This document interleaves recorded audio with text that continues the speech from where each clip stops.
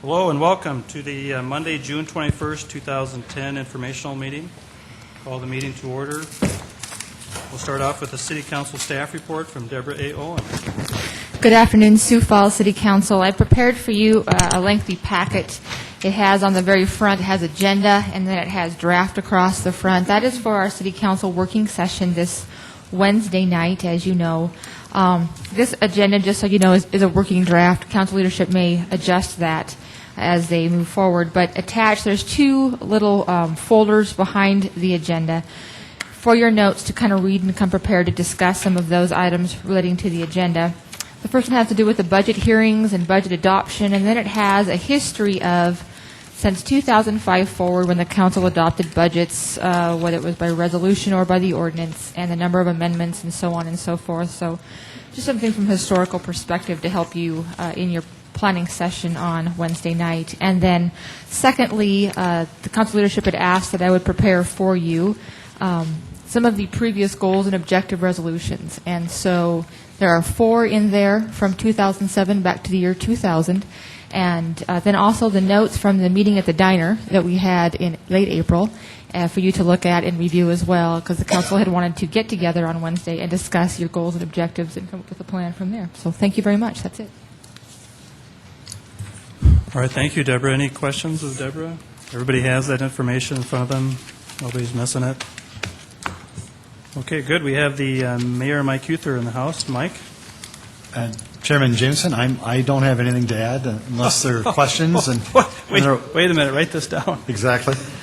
I could talk all day, but I think in the spirit of just to let the people of Sioux Falls know, we've had very good communication with Chairman Jameson, Vice Chair Aguilar. We're setting up some processes so that information gets to the other good city councilors that we have here.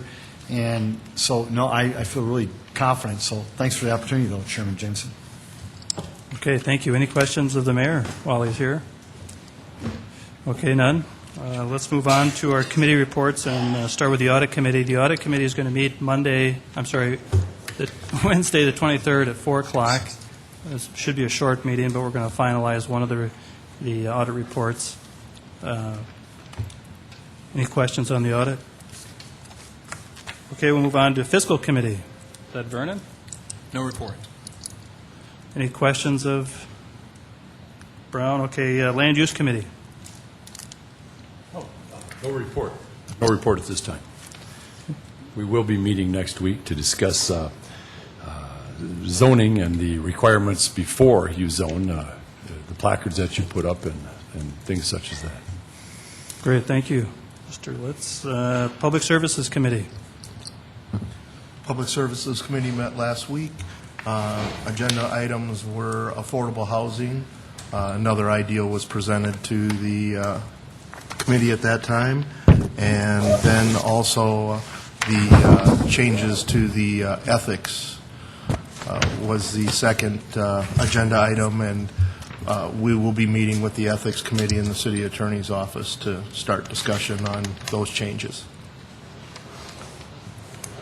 Councilor Brown. Also, regarding the Ethics Committee, I had a call from former council member Kermit Staggers today, and he would like to meet with the Public Services Committee in the near future. I believe, Deborah, has he talked to you about that request as well, regarding the alleged violation against him, and he would like to discuss that with the Public Services Committee. So, Kenny and Deborah, I would ask that maybe the two of you work on scheduling that. Sure. Okay, thank you. City Council open discussion. Anybody have a topic or Councilor Rolfing? Yes, Councilor Brown, are we at the Fiscal Committee, are we rescheduling the meeting we didn't have last week? At this point, I think we'll just go with the first Monday in July, or actually because of the holiday, it would be Tuesday, July 6th after this meeting. Thank you. Thanks. Anybody else?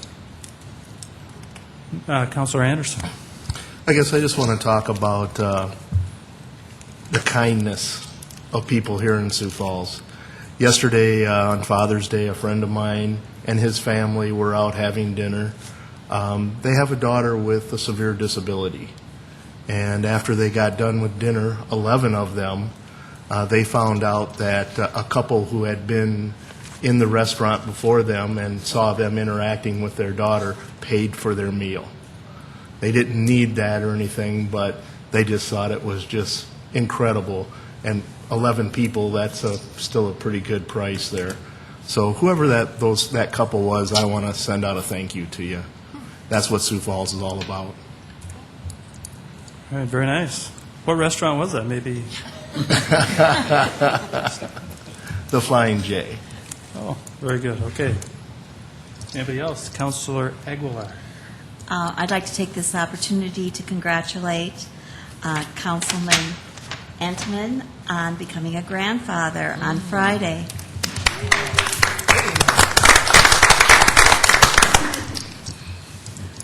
Grandpa Intiman, okay, we can do that. Yeah, there's another James out there, so imagine that. Great. Councilor Brown. And I meant to be more prepared for this, but we also need to congratulate Deborah Owen on her election. Deborah, could you, for the rest of the staff and people in the audience, tell what you were elected to recently? Thank you, Brown. It was a really neat honor, but it is an international board for the International Municipal Clerks. This group has been around since 1947.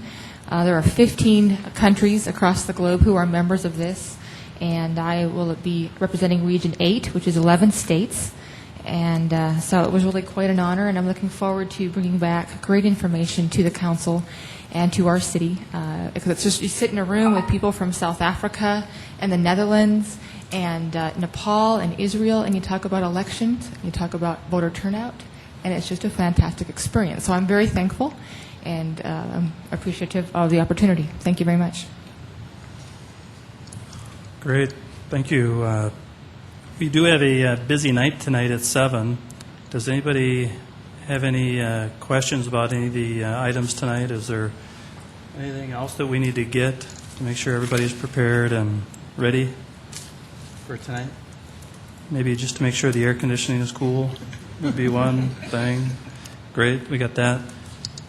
Okay, well, if we're good there, let's move on to our presentation. Today we have Mike Cooper here. Mike is going to talk to us, kind of a little prelim of some of the zoning procedures and ideas. Mike. Good afternoon. Mike Cooper, Planning and Building Services. Next Monday evening, the Land Use Committee will be meeting to talk about our public notification process in more detail. But I was asked today to kind of give the whole council and the community a little overview of what some of the discussion might be next week. I mentioned to Mayor Huther, this is kind of the perfect storm that occurred when all of you first came into office. We came out of the chute with 2 very controversial zoning items. And I think in hindsight, maybe that's going to help us reinvigorate this discussion about maybe making some changes, because this is not the first time that we've had this discussion over the years. And I know that previous councils have also expressed interest in looking at our notification process. So I'm very open to looking at whatever we can do to improve and make it more transparent. So just as a quick overview, and I don't have any handouts today, but we're putting together some packets for next Monday, and we'll have those available to whoever would like to be present at the meeting. Just as a reminder, at our monthly Planning Commission meetings and as well as for City Council meetings, we utilize these beautiful little colorful signs. They're required to be posted for 7 days prior to the public hearing. They have to be put on the 4 corners of the property. We don't require neighborhood meetings, but on occasion we do recommend those. And we do utilize our city website as well as the Argus Leader notification. That posting of the signs is done according to city ordinance, which can be changed, and I would expect that one of the outcomes of our discussion with the Land Use Committee is to look at modifying some of the procedures within our ordinance. South Dakota law does require a 10-day notice published in the newspaper, our legal newspaper, which is currently the Argus Leader. We don't know for sure how that tracks in terms of people looking at that information, but it is a requirement. It does cost us money. Typically, It averages out to about $50 per item that we publish in the Argus. If there's an exhibit or a graphic that has to go with the notification, that can cost substantially more than $50. So the first thing that we've done is we've looked at, like we do in many cases, what is the process that other cities are using, and in other states as well as in South Dakota. And we will be presenting you with information that we've researched, including cities in Colorado, Boise, Idaho, Fargo, Lincoln, Nebraska, Rapid City, Rochester, Minnesota, some of those cities that we typically use as benchmark communities for other procedures. We also have a summary of the different types of public notification options that we would like to discuss with the Land Use Committee and others, the pros and cons of each one. Starting with the legal notice in the newspaper, which is required by state law, and we're not sure that we want to or should change that, but again, we don't have a good benchmark to say how much of that information is used by the public. Posting of signs is obviously a big one that we want to talk about. The length of the posting, the type of signs, the color of the signs, the language on the signs, whatever perspective you want to bring into that whole discussion, we're very open to doing that. Who should put up the signs? So we'll have a whole list of bullet points just regarding the posting of the signs.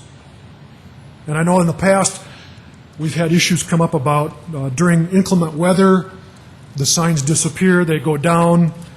Are they actually visible to the public? Can the public read these signs? Can they really use them to understand what's being proposed or what's going to be considered during these public hearings? We do currently require the developer or the applicant to post the signs. We used to go out and check them, but because of the number of issues that we deal with, anywhere from 15 to 30 items per month that we deal with, we changed the process a few years ago to require the applicant has to sign an affidavit essentially guaranteeing that the signs were posted according to city ordinance. We're going to talk about neighborhood meetings because I know that's another big one that has come up. Should that be required in all types of situations? And if so, who should be invited? How should they be invited? What's the best way to make the neighborhood aware of what the proposed project is going to be? The website, what can we do to enhance the use of our city website? Currently, the city planning office is the one that puts that information out. Can there be more proactive use of the website for the notification? Can we use the social media as another option to let more people know what is being proposed or what is coming up in terms of public meetings? Another big one is mailings of notifications. A lot of cities do that. They'll require a mailing to go out within a certain specified distance of the applicant rezoning or conditional use permit.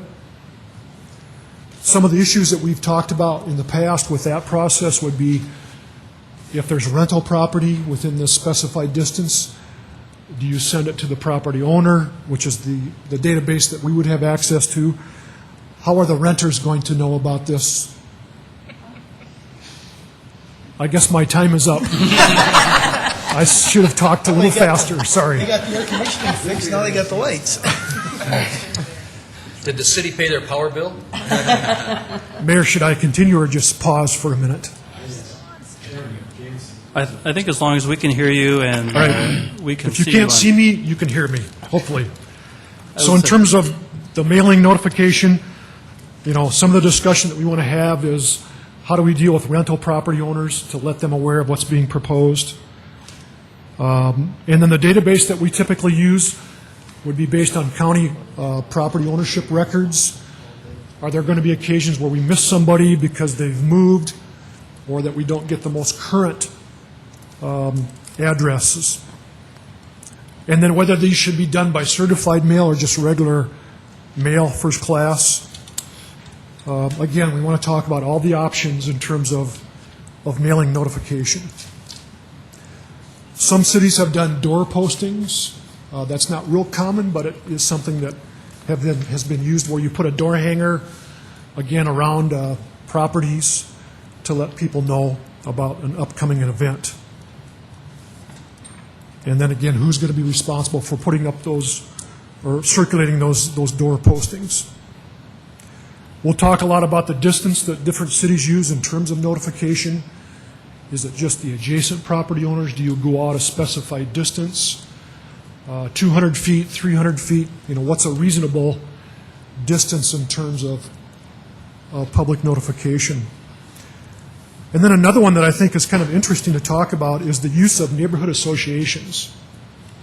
A lot of cities are more organized than Sioux Falls has been in the past, where they actually have more formal neighborhood associations.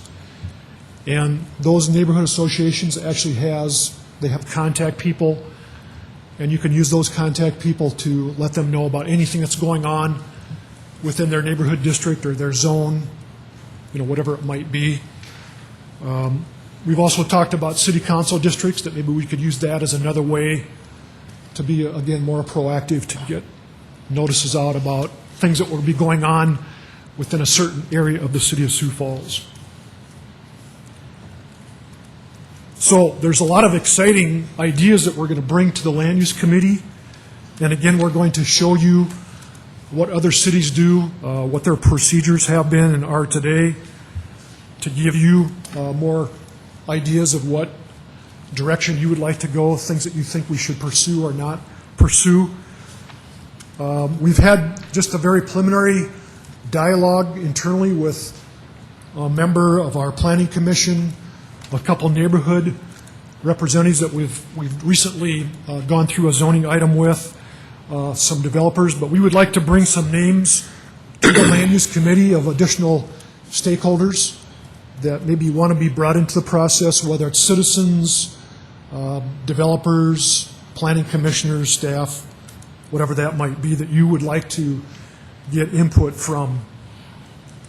And some of the areas that we were, at least initially, going to be recommending to the Land Use Committee that maybe we want to focus a little more specifically on would be, again, the legal notice in the paper. Is there anything that you would do differently with that process? The use of our website, I think, is a big one that we want to have some good discussion about, what we can do to more market or publicize, make available to the public about these upcoming agenda items, and maybe make them more specific. If people I know sign up now for certain information that they can get from the city, then maybe there would be another mechanism to sign up for land use items to be notified specifically on those. We want to talk about the posting of the signs, obviously, which, as I said earlier, is a big one, and looking at what the specifications should be for the use of these signs, the format, the way that they look, the information that's on them, and then initially maybe looking at extending the time frame of the posting. A few years ago it was 5 days, now it's 7 days. Maybe we should go to 14 days. What's a reasonable timeline that you think would improve the process? We want to talk about the mailings, the notification that would be sent out to property owners. Again, how far out do you think we should have these mailings? And should those be required in all cases? Or does it depend on the type of request that's being submitted? Who should do the mailings? How much notice should the neighborhood receive with these mailings?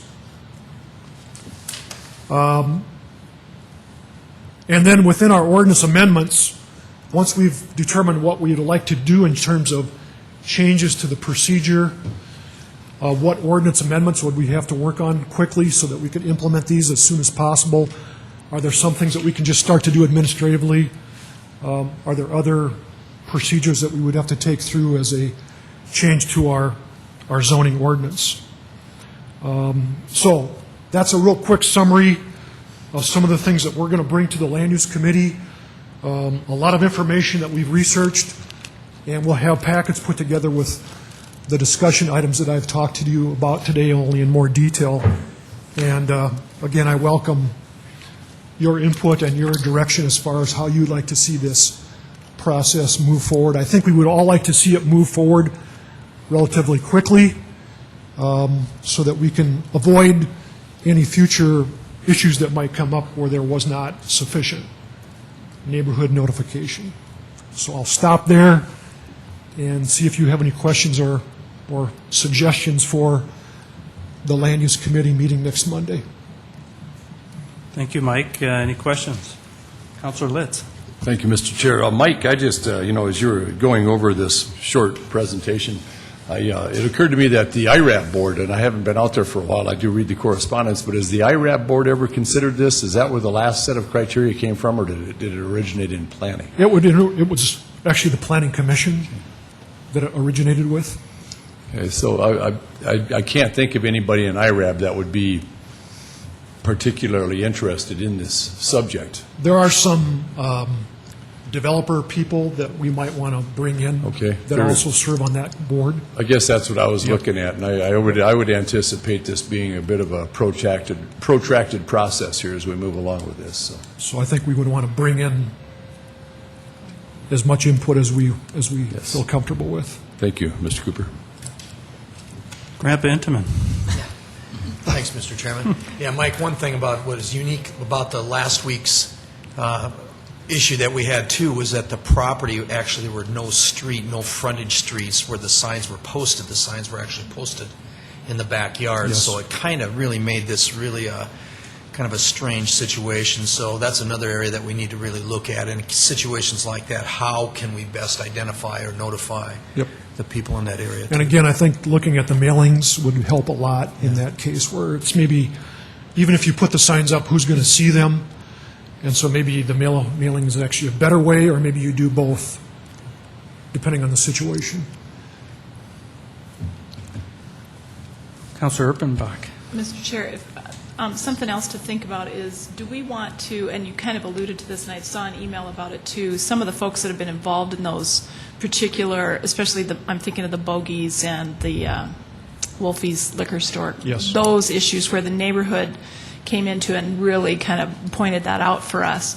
Another one that I think of is that proposed and then failed truck wash up by the Flying J. Maybe some of the folks in that neighborhood would be interested in being part of this conversation as well. Okay. I don't know if we had a way to contact them, but I know there are neighbors in those particular areas that are pretty active and pretty excited about getting this changed. Yeah, So. John Timmer actually came to one of our little ad hoc gatherings last week, and so he's one of those citizens that's very interested in providing some input, and there'll be some others too that I think we could reach out to. I guess one of the things that I've said to my fellow council members is that the committee meetings, so often people don't know what's going to be on the agenda, and so that's why I'm trying to think of who are some folks we might just give them a call and say, hey, we know you're interested in this, would you come by and speak at the committee meeting? So, Are you wanting us to do that? Are you wanting to do that, or how should we? I don't know, Or we should don't we have both? a protocol for that. Okay. If you could do it, it would be awesome, because you would know those connections more quickly than I would. Thank you. Yes, Mayor Huther. Councilor Jimson, thank you. Mike is also going to be at the Whiskin Shop Listening and Learning Sessions in 2 weeks, 2 Saturdays from this week. So if there's people who don't feel comfortable attending the Land Use Committee, maybe they want to come and talk to Mike and relay concerns there. That'll be in 2 Saturdays. Yep. And then just in the spirit of someone who's learning on the job as well, Councilor Jamison, after they meet at the Land Use Committee and there's recommendations brought forth to revise the process, could you just quickly explain, or somebody, how fast can we implement these recommended changes? I think we can do it pretty fast, but I'll leave that to maybe city clerk to maybe outline a timeline better. Sure, depending on when would they formalize. The longest part will be the committee formalizing those changes with planning in ordinance, and then it's your first reading, second reading, so it's, 20 days or so. Again, I think a lot of the changes that we're going to propose would go through an ordinance, but maybe there's a way we can just say, let's just start following this and test it, so that by the time we're ready to adopt it, we can say, yeah, this is going to work. I mean, I would just throw that out as a consideration, too. Good. Or I could just say, we'll not have any more controversial items the rest of the year. Right, let's do that. Mike, I know I asked you to come just a few days ago, and you've prepared very well for this meeting. You've put together a lot of thought and ideas. I appreciate that. Yeah, thanks for the invitation. One of the thoughts that I've had over this period is to determine whether or not the city should be more responsible for this disseminating the information to the landowners, or should that burden fall on the applicant? You know, with that burden comes responsibility. And so we just need to kind of maybe, I think that's the biggest picture, biggest item in this whole process is ultimately who's responsible and did they do it right. And if the city is imposed with that burden, there'll be possible challenges later. And then as well as the cost should probably go up if the city is going to be managing it. Mike, what's it cost right now if somebody goes through this process? For a rezoning Yeah. petition it varies depending on the type of item, and I knew I was going to get asked that. Okay. Rezoning standard fee is $350. If there's an exhibit that has to be published, it's $475. So it's not as inexpensive as I thought it was. So, and are those numbers created on a value, or is there a reason for those? Those are based on a time of processing applications, staff time, Okay, Councilor Brown. and the notification costs. Okay. Seems like we reviewed those in the past, within the last 6 years, but do you know when they were last? I think changed? 3 years ago they were last raised. Okay, I guess anything else? But that question about who should do what, again, will bring to you or the Land Use Committee, again, what other communities are doing and different pros and cons of going different directions. Perfect, great. Thank you, Mike. Thank you. Yes, thank you. I think that Land Use Committee meeting will be full house. It's a big topic.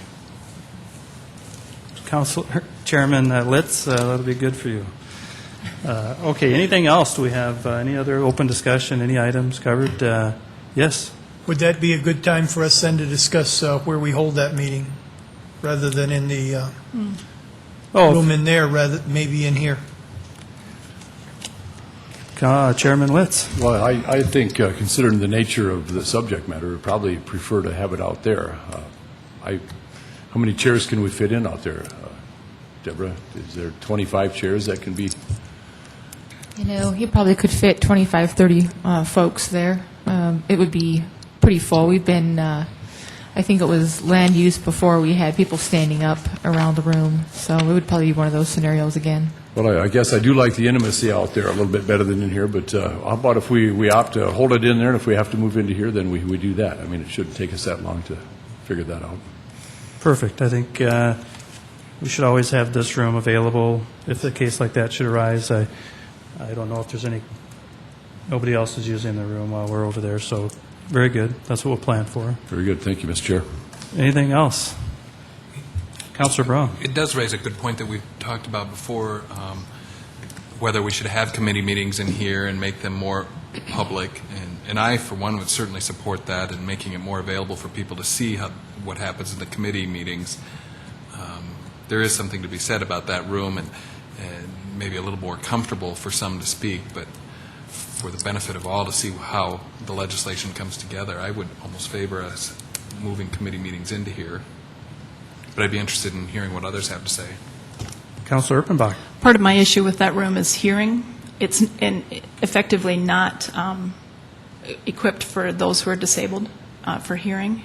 There is no sound system in there at all, so there's no projection of people's voices. It's very difficult to sit or to be standing in the standing room only and to hear the conversation among the committee and the people giving testimony. I would prefer to have them in here. I realize it's not as intimate.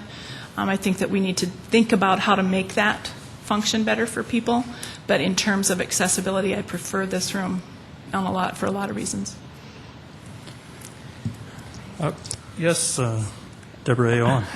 Thank you. If I could just add, I don't think there's been talk about web streaming committee meetings at this point in time. You would have to have a camera operator and all of that ready to go live. Certainly if it was on Beyond Channel 16, that would change the programming. So I thought at the point with council discussions, it would have been to hold the option of holding committee meetings in this room, but not web streaming them. So that might make a difference for some of you. Thanks. I know we really don't. Oh, go ahead, Councilor Litz. Thank you, Mr. Chair. Deborah, am I to understand you that just because we're in this room does not mean it's web streamed automatically, Ben?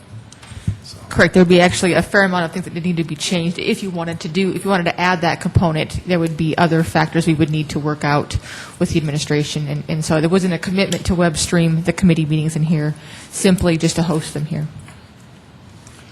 And just to respond to Councilperson Erpenbach, the reason that I do like the intimacy is if it is a smaller amount of people, they tend to move forward into the chairs, and that way, we could vocalize, and it seems to come across better. But I do agree, if it gets larger, that having the microphones and things in here. I did not know what Ms. Owen just brought up to us, though. I guess the assumption was if it was in this room, it was always taped, but that's evidently not true.